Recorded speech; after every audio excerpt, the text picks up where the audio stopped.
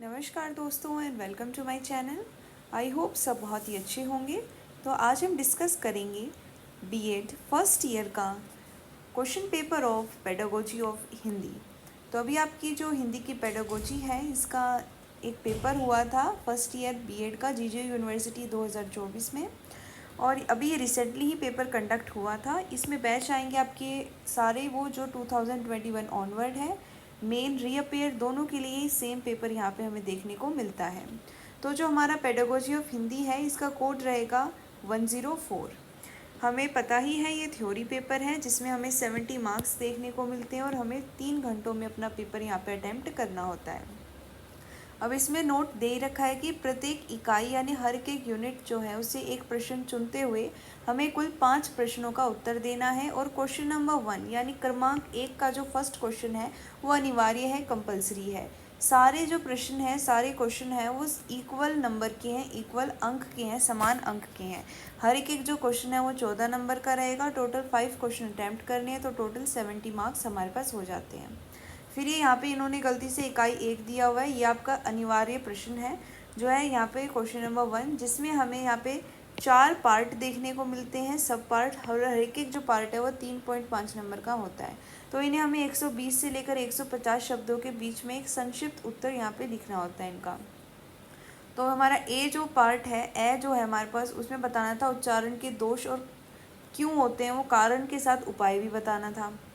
फिर हमें इसके ब पार्ट में बताना था दृश्य श्रव्य सहायक साधन का महत्व बताना था। फिर हमें पद शिक्षण का उद्देश्य बताना था, और द हमें पार्ट में सूक्ष्म कणों के सोपानों का विकास जो है उसे एक्सप्लेन करना था। फिर अगर हम इकाई फर्स्ट यानी हमारा जो यूनिट नंबर 1 है उसमें अगर आ जाते हैं तो 2 क्वेश्चन हमें देखने को मिलते हैं। हमें इन दोनों में से कोई एक ही यहाँ पे चूज़ करके अटैम्प्ट करना है। इसी तरीके से सेकंड, थर्ड और फोर्थ जो यूनिट है, इकाई है, उनमें से भी हमें 2 प्रश्नों के बीच में से एक ही जो प्रश्न है उसको हल करते हुए अपने उत्तर के रूप में लिखना है। फिर जो सेकंड और थर्ड है इनमें से कोई भी आप कर सकते हो, देख सकते हो। सेकंड क्वेश्चन में भाषा शिक्षण का अर्थ, स्वरूप, महत्व एवं उद्देश्यों का विवरण करना है, और तीसरे क्वेश्चन में ब्लूम की जो टेक्सोनोमी है इसके अनुसार आपको अनुदेशनात्मक उद्देश्यों की व्याख्या करनी है।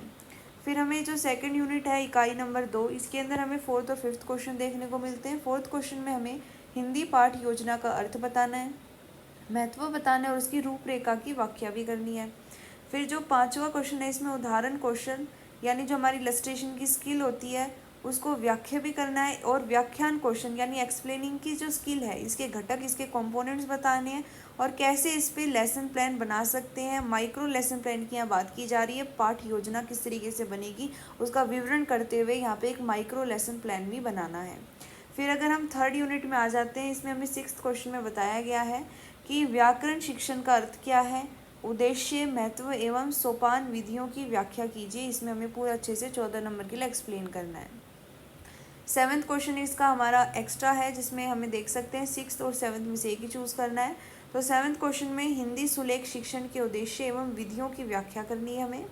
और लास्ट यूनिट में फिर हमें 8th और हमारा 9th जो क्वेश्चन है वो ऑप्शनल देखने को मिलते हैं, जिनमें से हमें एक ही जो क्वेश्चन है वो अटैम्प्ट करना है। 8वें क्वेश्चन में कहा गया है 21वीं सदी में हिंदी की वर्तमान स्थिति एवं हिंदी अध्यापकों के गुण एवं कर्तव्यों का विवरण करना है कि अभी जो लेटेस्ट हमारे पास चल रहा है टाइम, उसके अंदर क्या जो हिंदी के टीचर होते हैं उनके गुण क्या होने चाहिए, कैसा हिंदी का एक अध्यापक होना चाहिए, क्या उसके कर्तव्य होते हैं, इनको अच्छे से आपको एक्सप्लेन करना था।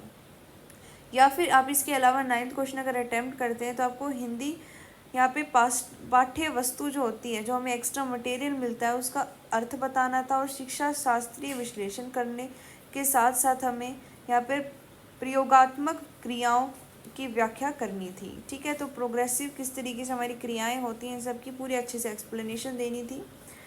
तो इस तरीके से हमारा जो पेपर था वो हमें पेडागोजी ऑफ हिंदी का देखने को मिलता है। ये काफ़ी इजी पेपर रहा है, सारा आपका सिलेबस से ही आता है। अगर आपने अच्छे से यहाँ पे आपकी क्लास अटेंड की है तो बहुत ही ईजिली आप अच्छा स्कोर यहाँ पे कर सकते हैं। Thank you for watching.